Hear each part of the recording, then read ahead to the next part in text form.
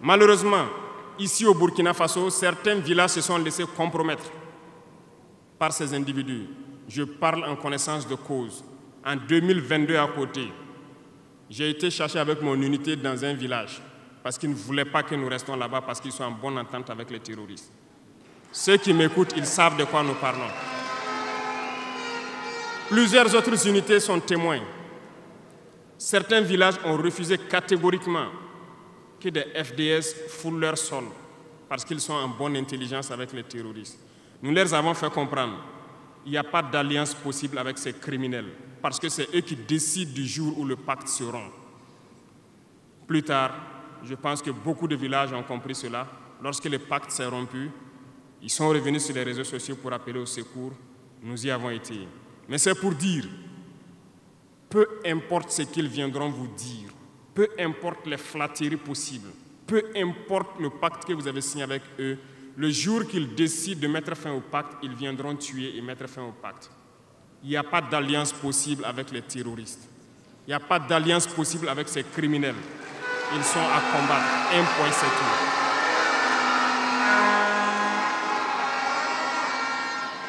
Aujourd'hui, nous constatons un phénomène, malheureusement, dans nos villes ici. Certaines personnes se plaisent à passer de cour en cour, à faire comprendre aux épouses de certains FDS et certains VDP, aux familles de certaines personnes tombées pour la patrie, qu'eux, ils avaient une solution pacifique avec les terroristes. C'est nous qui avons voulu faire la guerre. Voilà pourquoi tout ça se passe. Comment est-ce que des êtres humains, voyant tout ce qui se passe, comprenant le monde, peuvent avoir de tels propos? Ne vous détrompez pas. Soit nous les combattons ou ils nous combattent. C'est tout.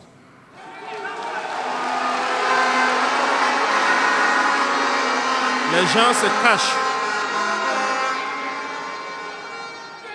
Ces gens se cachent soi-disant derrière un semblant de dialogue ou de négociation. Encore, ils vont vous ramener à traîner dans la boue. C'est ça l'objectif de l'impérialisme, que le fléau dure, que ça dure dans le temps, que vos États ne soient pas structurés et qu'on continue de profiter de vos richesses. Plus ça dure, plus ça les arrange. Et malheureusement, ces individus qui passent de cour en cour font le jeu des impérialistes. S'ils m'entendent, qu'ils arrêtent maintenant, parce qu'ils iront combattre eux-mêmes.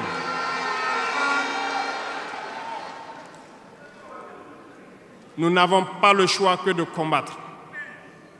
Et nous avons opté pour le combat, et c'est par là que nous serons libres, que nous serons réellement indépendants. Pour ce faire, nous avons pris le soin de diagnostiquer le problème profond du Burkina Faso. J'avoue que le problème est réel et profond. Le mal est là. Nous l'avons diagnostiqué et nous découvrons de jour en jour le système. Plusieurs nœuds ont été défaits, mais des nœuds restent à défaire parce que tous les jours que Dieu fait, nous découvrons certaines pratiques. Je peux comprendre, plusieurs décennies durant, ce système s'est installé. C'est devenu comme un gène dans nos ADN. Mais il faut que nous arrivions donc à soustraire ce gène donc de nos ADN et pouvoir construire un Burkina nouveau. Voilà pourquoi dans la troisième phase de mon propos, je m'en vais donc donner des lignes directrices dans certains domaines clés. Nous ne donnerons pas de détails sur notre programme, si on peut le dire ainsi, parce que quand le programme est connu au détail près, ils vont anticiper, ils vont poser des obstacles sur nos routes et nous empêcher d'atteindre nos objectifs. Mais nous pouvons donc nous résumer en quelques mots. Parlant donc du domaine de la défense et de la sécurité, comme vous le constatez, nous avons opté pour le combat. Et pour cela, nous avons doublé presque les effectifs dans nos forces armées. Nous continuons de recruter et je pense que dernièrement, des recrutements ont été lancés côté officiers et sous-officiers et bientôt, dans quelques jours, le recrutement pour au moins 10 000 soldats devrait être lancé. Nous continuerons à renforcer les effectifs pour faire face Parce que où que vous soyez, malgré le recrutement qui a été fait, il y a toujours le besoin de militaires. Partout au Burkina Faso, certains villages continuent de vouloir la présence militaire. Donc, il y a lieu de continuer à recruter et à équiper. Et je peux vous assurer que nous sommes sur cette lancée. Depuis janvier 2023, nous avons pu lancer un programme d'équipement. C'est vrai, le monde est fou, il y a la guerre partout. Aucune nation ne prend son équipement et vendre, on fabrique pour vous. Ce qui a fait que ces équipements ont traîné près de 18 mois, mais les premiers ont commencé à venir, comme vous avez pu le constater la dernière fois, et les équipements vont continuer à venir, parce que nous voulons que le niveau de notre armée atteigne un niveau jamais égalé dans la sous-région.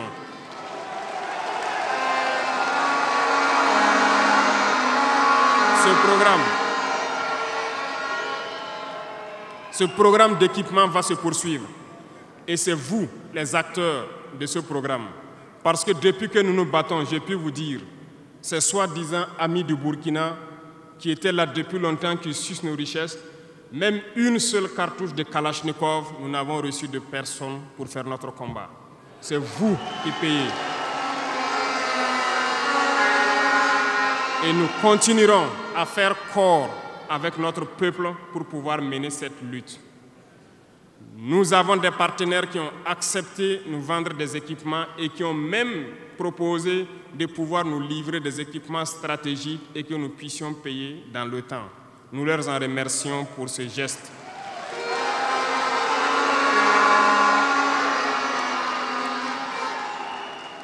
Et nous disons encore merci au peuple qui a compris le sens du combat, qu'il faut que nous nous battons.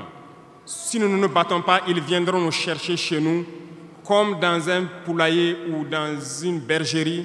Chaque matin, ils choisiront qui ils veulent pour aller exécuter sur la place du public, pour faire peur aux autres, aller trancher des mains ou des pieds sur la place publique pour faire peur aux autres. C'est comme ça leur tactique. Nous allons nous battre. Et nous nous donnerons les moyens pour y arriver. S'il arrive demain que nous sommes coincés dans une certaine lancée, nous viendrons encore vers le peuple et demander encore plus de sacrifices pour pouvoir atteindre l'objectif. Parce que malgré vos cotisations, je vous le disais tantôt, certaines puissances ont refusé de nous vendre les équipements, ont bloqué les équipements que nous avons achetés dans certains pays parce qu'ils ont la licence de certains composants.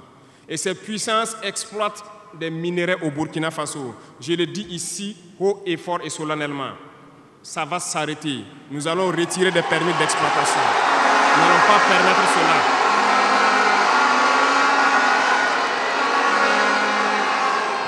Vous ne pouvez pas exploiter nos ressources et refuser de nous vendre des équipements, faire bloquer nos équipements. Nous n'allons pas accepter. Qu'ils s'attendent, nous allons récupérer nos permis d'exploitation et nous allons l'exploiter nous-mêmes.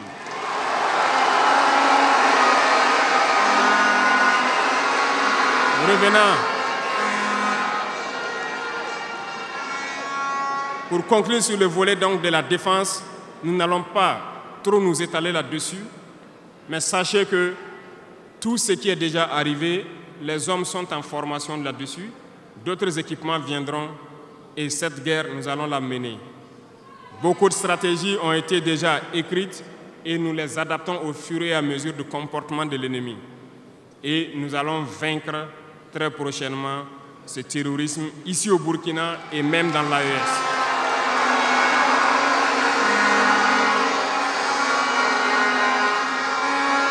Pour ce qui concerne le domaine donc de la fonction publique, pendant longtemps, nous avons passé le temps à mettre en garde un certain nombre d'acteurs. Mais nous avons compris que le phénomène est tellement profond.